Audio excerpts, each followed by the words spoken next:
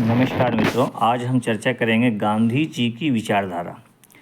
यह जो टॉपिक है वो आपके पीजी सेमेस्टर 2 के लिए, और वैसे भी गांधी जी बहुत इम्पोर्टेंट टॉपिक होता है, जैसा कि आप देखते हैं जेपीएससी में और अन्य जो आपका सेमेस्टर का एग्ज़ाम है उसमें इम्पोर्टेंट होता है। देखिए, अब हम गांधी जी की विचारधारा के मुख्य पहलुओं पर विचार करेंगे, परंतु उन पर व्याख्या करने से पहले यह जानना आवश्यक है कि ऐसा कई प्रभाव थे जिन्होंने गांधी जी की विचारधारा को उभारने और उसे एक निश्चित दिशा देने में योगदान दिया। अपनी आत्मकथा में गांधी जी ने स्वीकार किया कि उनके अभिभावक दृष्टिकोण और उनके रहने के स्थान पर मौजूद सामाजिक और धार्मिक वातावरण ने उनको व्यापक रूप से प्रभावित किया था। उनकी प्रारंभिक विचारधारा को वैष्णव मत और जैन धर्म की परंपराओं ने विशेष तौर पर प्रभावित किया। गांधी जी भगवद गीता से भी प्रभावित थे। इसके अतिरिक्त ईसा के पहाड़ पर उपदेश, sermon of the mountain, Tolstoy, Thoreau और रॉस्किन के लेखों ने भी उनके चिंतन को प्रभावित किया। लेकिन इसके साथ साथ उनकी विचारधारा के विकास और दिशा निर्धारण में सर्वाधिक योगदान जीवन में उनके अपने व्यक्तिगत अनुभवों का था।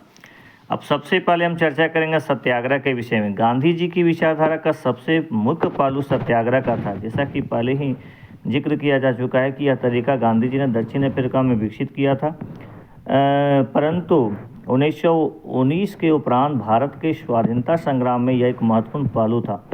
गांधी जी के अनुसार हिंसा के स्थान पर सत्याग्रह का प्रयोग स्वयं कष्ट सहकर इस प्रकार किया जाना चाहिए था कि शत्रु को अपनी बात मनवाने के लिए बदला जा सके। सत्याग्रह के विचार की व्याख्या करते हुए पट्टाभी सीतारामैया ने लिखा है, इसमें स्वयं चुना हुआ कष्ट और विरोधियों के लिए अपमान शामिल है। यदि इसका प्रभाव पड़ता है तो इसलिए पड़ता है कि जिन ख्यालों से इसे इस्तेमाल किया जा रहा है उसमें उनकी नैतिकता पर प्रभाव डाला जाता है। जिस कार्य के लिए इसे प्रयोग किया जाता है उसके औचित्य के प्रति उनके अंदर विश्वास जगाया जाता है।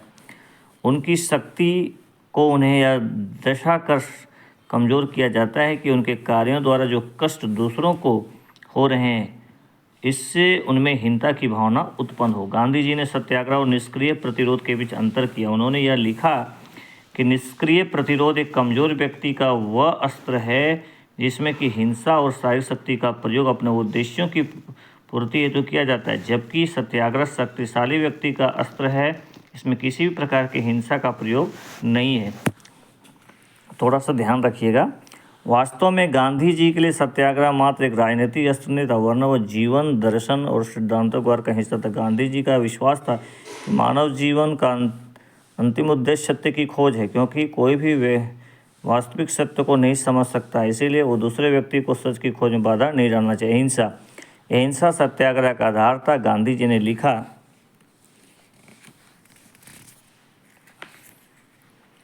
एक मिनट थोड़ा सा देखिए, गांधी जी ने लिखा कि जब कोई व्यक्ति हिंसात्मक होने का दावा करता है उसमें अपेक्षा की जाती है कि जिससे उसकी हानि पहुंचाई है उसमें गुस्सा भी नहीं होगा, वह उसके बुरे की कामना भी नहीं करेगा, वह उसकी अच्छाई चाहेगा और उसको किसी प्रकार का शारीरिक कष्ट भी नहीं देगा। बुरा करने वाला चाहे किसी भी प्रकार की हानि उसे पहुंचाए वह उसे सह लेगा।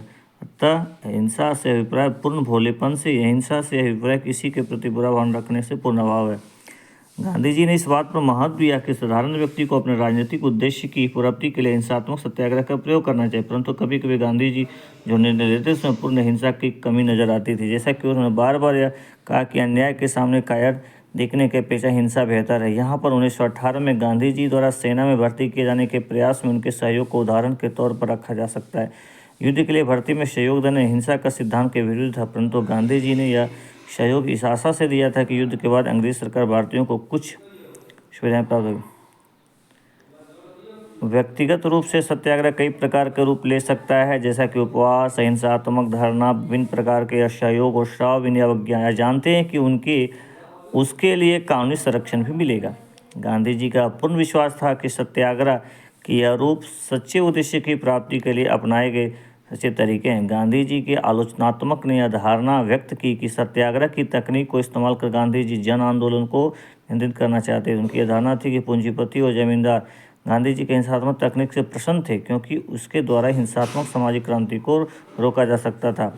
लेकिन इसमें कोई संदेह नहीं है कि गांधी जी और कांग्रेस के द्वारा राष्ट्रीय आंदोलन में सत्याग्रह के अस्त्र का प्रयोग द्वारा समाज के विभिन्न वर्गों को अंग्रेजी शासन के विरुद्ध संघर्ष एकजुट किया। आगे हम चर्चा करेंगे धर्म। गांधी जी की विचारधारा इस संदर्भ में चर्चा करते हुए धर्म के प्रति उनके दृष्टिकोण को जानना आवश्यक है। गांधी जी के लिए धर्म किसी एक विशेष धार्मिक समुदाय की सैद्धांतिक व्याख्या न होकर समस्त धर्मों में निहित मूलभूत सत्य था। गांधी जी ने धर्म की व्याख्या सच्चाई के संघर्ष के रूप में की। वे यह मानते थे कि धर्म को किसी व्यक्ति की निजी राय बताकर पीछे नहीं ढकेलना जा सकता, क्योंकि धर्म व्यक्तियों की समस्त गतिविधियों को प्रभावित करता है। उनकी यह धारणा था कि भारत राजनीतिक कार्रवाई के लिए धर्म एक आधार प्रस्तुत करता है। यही कारण है कि गांधी जी ने खिलाफत के प्रश्न को संघर्ष का मुद्दा बनाया, जिससे कि मुसलमानों को अंग्रेज सरकार के आंदोलन में लाया जा सके। परंतु गांधी जी द्वारा राम राज्य जैसे धार्मिक विचारों का प्रयोग राष्ट्रीय आंदोलन में सांप्रदायिकता की समस्या को हल नहीं कर पाया। ठीक है, तो ये कुछ इम्पोर्टेंट है, इसको देख लीजिएगा।